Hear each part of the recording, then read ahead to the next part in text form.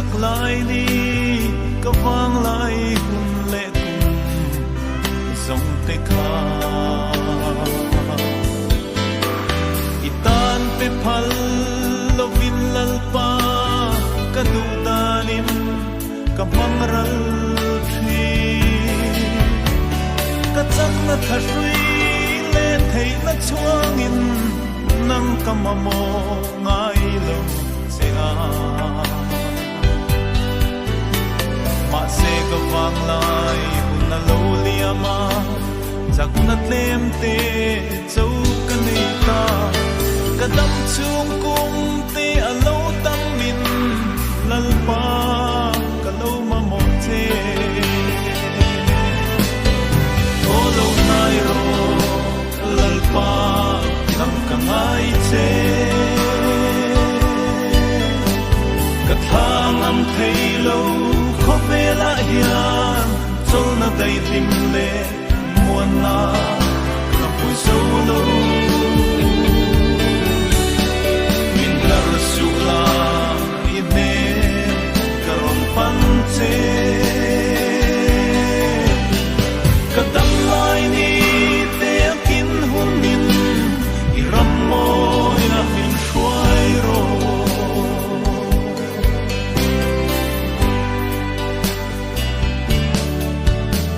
ram ro pui le til ti thei te po an ral le thin kho ve la ya mi ro pui le mi ning thang te kha dai rial changin an tham ral thi ka khol sin kum le ka dam chen tur eng tiang nge ni do ka hret hiam si lo ka hring nun par a lo chuayanga ka top na ni a lo them lim ka kianga om reng ro lal isu nang zo ka ma mo te o lo nai ro lal pa nam ka ngai che thang am thei lo kho ve la hian chol na dai lim le muan na ka pu so lo in lar su la i ne ka ron pan che ka dam lai ni te kin hun din i ram mo ya min shuai ro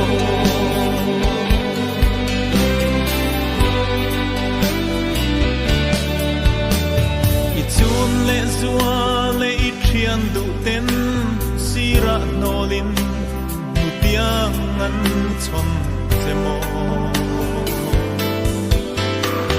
i mangai ber i in nga na chuan wanam nolin a phat san chemo rai ra vangai chin lai leng te mu sit le diria i tuar thinem maria kadam chun nun kho har mangin mangai tu reng i tong lo em ni eng lai po nang ma thi reng tu i suan mangai che o lo nai ro lal pa nam ka ngai che ka thang am thei lo kho ve la hian chol na dai lim le muan na ka pu so lo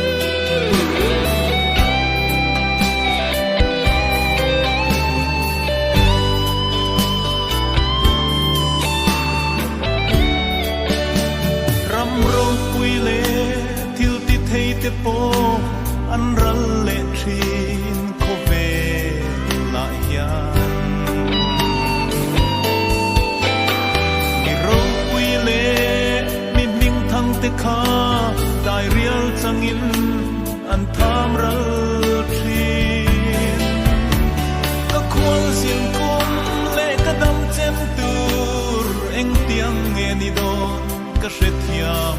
si lâu cái sinh luôn par lâu chuối anga cái top na ni lâu thêm linh cái kia nga om reng ro lal isu nang zo kamamo te olo nai ro lal pa nang kamai te cái thang âm thấy lâu khó về lại hiền châu na đầy tình lệ muôn na